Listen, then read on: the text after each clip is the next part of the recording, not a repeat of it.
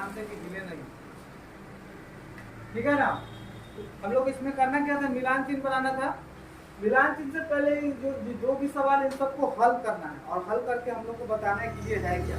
ठीक है, तो सबसे पहले हम लोग इसका हल करते हैं। क्या करते हैं, तो हल में क्या करना है कि हम लोग को x का वैल्यू निकाल लेना है कि है क्या। सबसे पहले क्या करेंगे, हाँ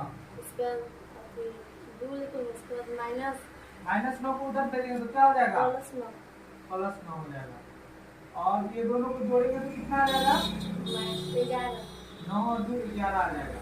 अब x के साथ जो संख्या वो कहाँ चल जाएगा, नीचे चल जाएगा। तो ये क्या आ गया 11/। अब बताओ 11/3 है, ये कौन सा संख्या है, परिमेय है कि अपरिमेय है कि पूर्णांक है या फिर प्राकृतिक संख्या है। हाँ, तो ये परिमेय संख्या। तो क्या नंबर में, एबीसी में क्या नंबर में दिया हुआ परिमेय संख्या। तो अब हम लोग समझ जाएंगे कि ये क्या है,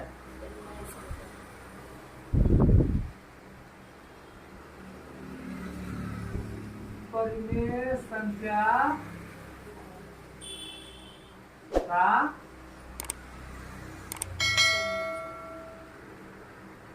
समुच्चय है। ठीक है ना। अब हम लोग इसी तरह से दूसरा पे आते हैं। इसको भी पहले हम लोग को हल करना है ना। हल करने के लिए क्या करना होगा, x² तो इधर ही रहेगा, e1 को भी संख्या को दूसरे तरफ भेजेंगे। तो पहले से यहाँ पे 1 है और ये माइनस उधर गया तो क्या बन गया, +1।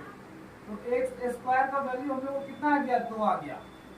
अब स्क्वायर को हम लोग क्या करना है कि उधर भेजना है, तो स्क्वायर उधर जाएगा तो क्या बन जाएगा, √2 बन जाएगा। अब तुम बताओ कि √2 का पूर्ण वर्ग होता है, वर्गमूल इसका निकलेगा, नहीं निकल पाएगा। और जिसका वर्गमूल निकलता है उस संख्या को क्या बोलते हैं, अपरिमेय संख्या। तो कितना नंबर पे है, अतः यह b यानी कि अपरिमेय, और यही लिख देंगे संख्या का समुच्चय। समझ में आया,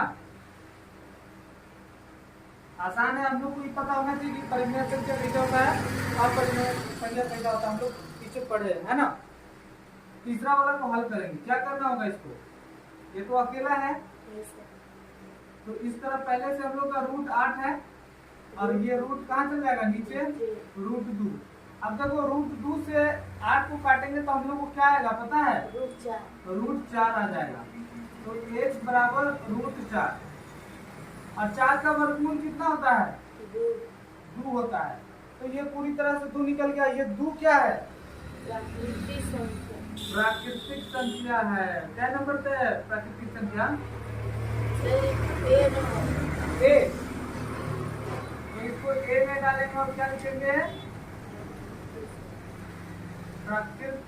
प्राकृतिक संख्या है ना।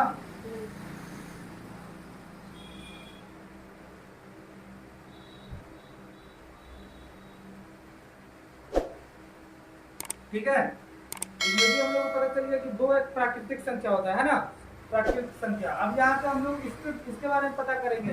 हालांकि इसके बारे में हम लोग को पता चल गया क्योंकि 3 को बना लिए, तो चौथा जो बचा सो डी ही होगा, चौथा नंबर ही होगा। ठीक है ना। लेकिन फिर भी हल कर लेते हैं, पता करते ये है क्या। तो इसको हम लोग को हल कर लेना है। पहले से 59 है, 59 95 उधर जाएगा तो क्या हो जाएगा, माइनस में आ जाएगा। अब इसको घटाएंगे हम लोग तो 15 में से 9 गया तो -6 है ना, कितना आएगा, -36 आएगा। हाँ ठीक है। और ये बच गया कितना बच गया, 8 में से 5 गया तो 3। और हम लोग देखते हैं कि ये बड़ा है तो यहाँ पे क्या आ जाएगा। अब समझो पीछे पढ़े थे हम लोग, किसी भी संख्या के आगे माइनस लगा रहा है तो वो क्या बन जाता है, पूर्णांक बन जाता है। क्या बन जाता है, अतः यह क्या नंबर बच गया, ए बच गया नहीं बी बच गया, तो ये पूर्णांक का समुच्चय है।